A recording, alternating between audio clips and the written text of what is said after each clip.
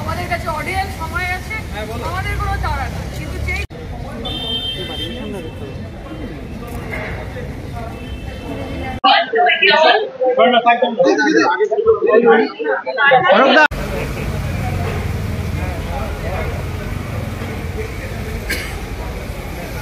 পুলিশকে সেটা দিতে হবে। আপনি সেটা করুন, কোথা থেকে ভাড়া হবে।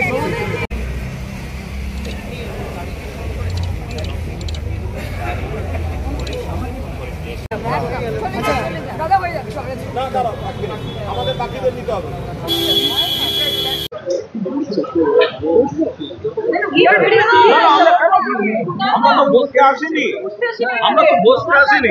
এতজন সাংসদ রয়েছেন, মাননীয় মন্ত্রী রয়েছেন, সেখান থেকে গাড়িরা যারা নেতা নেত্রীরা গাড়ি করেই এসছেন, সেই গাড়িগুলোকে তারপর যেই তারা রিসিভ করতে গেছেন সেগুলোকে হুমকি। এটা ত্রিপুরা স্টেট গভর্নমেন্ট এবং প্রশাসনের ফেলিয়ার যে আজকে 3 জন সিটিং এমপি, একজন মিনিস্টার, একজন এক্স এমপি, একটা পার্টি ডেলিগেশনকে যারা নিজেদের অফিস ভাঙা হয়েছে বলে ভিজিট করতে এসছে, একটা 5-6 জনের ডেলিগেশন তাদের পার্টি অফিস ভাঙা হয়েছে বলে আপনাদের পশ্চিমবঙ্গে তো আপনারা 365 দিন ডেলিগেশন পাঠাচ্ছেন।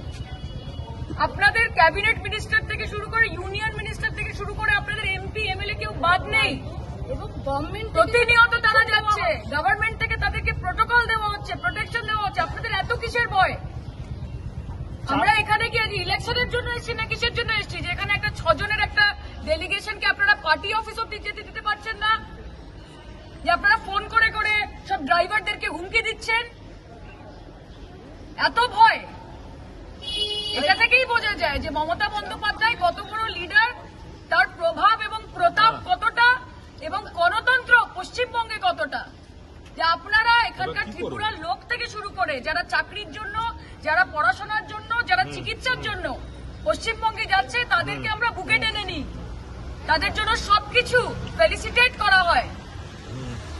কিন্তু এখানে জনপ্রতিনিধিরা আনফরচুনেটলি, এটা ত্রিপুরা সরকার, বিজেপির ডবল ইঞ্জিন সরকার, ভারতীয় জুমলা পার্টির ডাবল ইঞ্জিন সরকারের ব্যর্থতা যে আজকে এই পরিস্থিতির মধ্যে আমাদেরকে এয়ারপোর্টের বাইরে ধর্ণা দিতে হচ্ছে।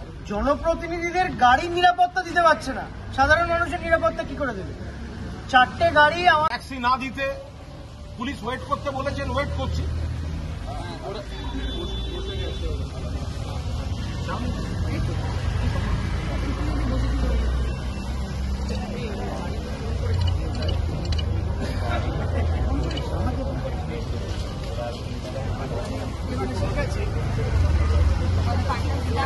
আমরা এখানে অপেক্ষা করবো আমাদের পার্টি অফিস যাওয়ার, আমরা পার্টি অফিস দিয়েছি, আমাদের কাছে অডিয়েন্স সময় আছে, আমাদের কোনো তাড়া নেই, কিন্তু যেই গন্তব্যস্থলে আমাদের পৌঁছানো সেখানে তৃণমূল কংগ্রেস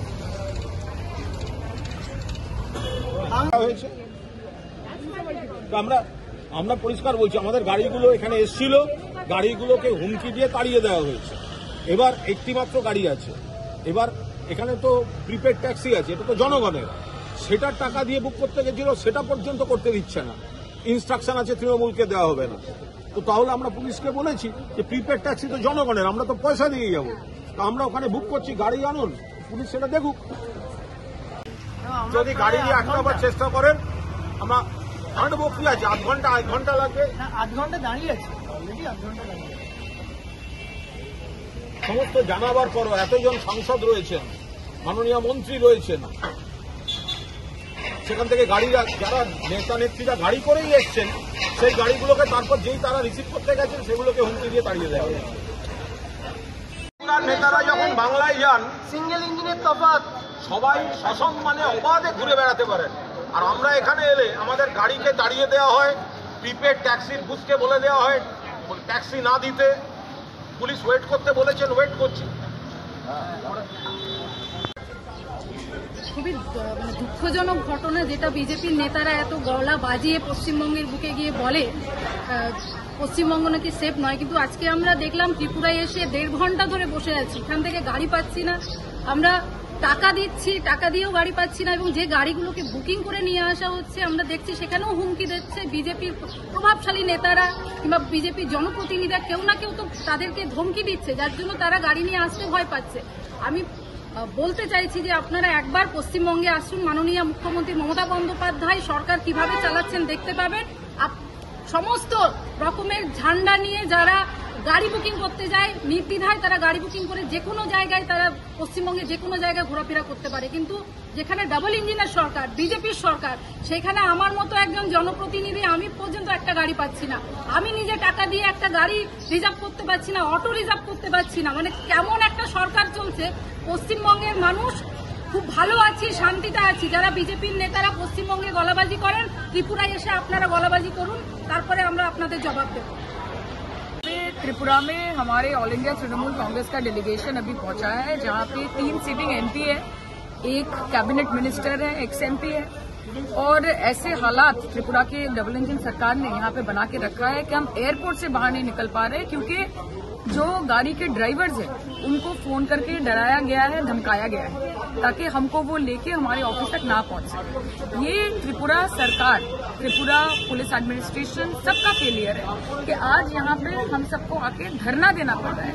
और ये बहुत शर्मिंदगी की बात है कि आज पश्चिम बंगाल में 365 दिन भाजपा के सारे नेता, चाहे वो उत्तर प्रदेश से हो, चाहे मध्य प्रदेश से हो, चाहे गुजरात से हो, चाहे कहीं से भी हो, वो डेली पैसेंजरी करते हैं।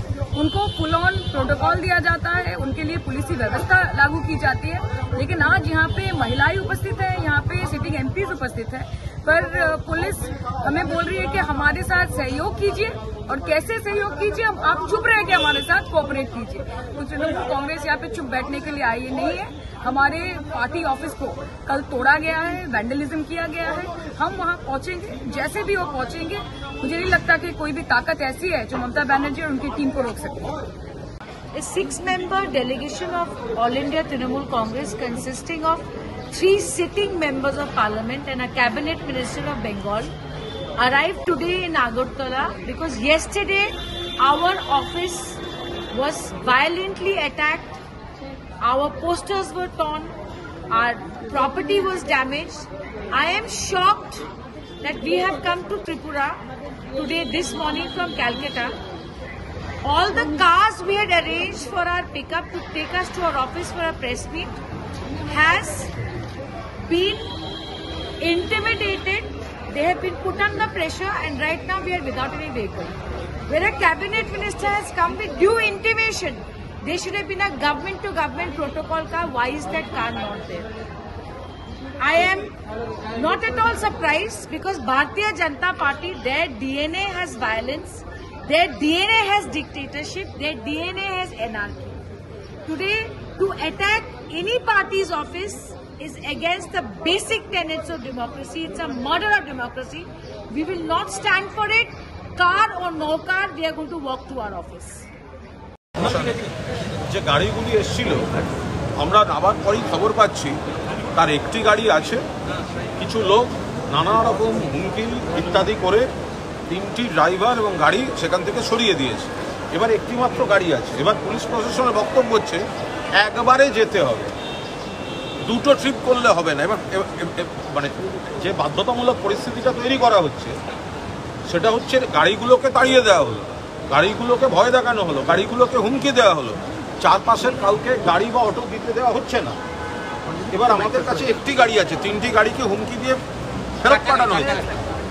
4টে গাড়ি এসেছিল, তার 3টেকে বার করে দেওয়া হয়েছে, তারা ঢুকতেও পারছে না। একটা গাড়ি এবার যদি আমাদেরকে একবার মানে 2টো ট্রিপও করে, সেটা এখন পুলিশ বলছে না একবারে দিতে হবে। আমরাও ঠিক করে নিয়েছি ব্যাগ একটা গাড়িতে দিয়ে দেবো, হাঁটতে শুরু করবো, তারপর পুলিশ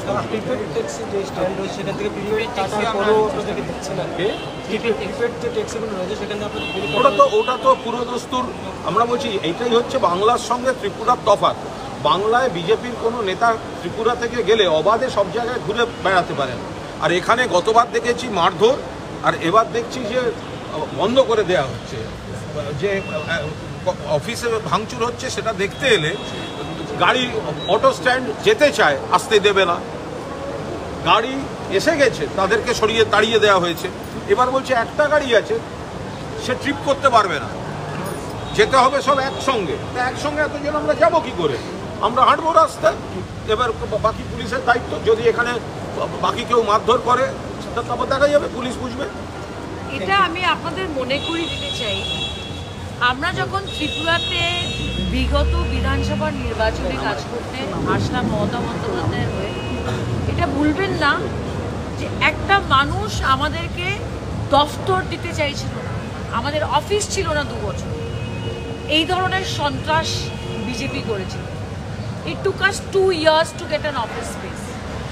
কিন্তু আমরা অফিস খুলেছি, আজ পর্যন্ত আমাদের অফিস ত্রিপুরাতে রয়েছে, আগরতলার বুকে রয়েছে।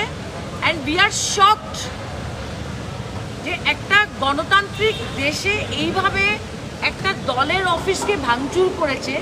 আমি মমতা বন্দ্যোপাধ্যায়কে আর অভিষেক বন্দ্যোপাধ্যায়কে ধন্যবাদ জানাচ্ছি যে আমাদের যারা ওয়ার্কাররা রয়েছে, যুব, মহিলা, স্টেট কমিটির, তাদের পাশে দাঁড়াবার জন্যে আমাদের এই নির্দেশ দিয়েছেন।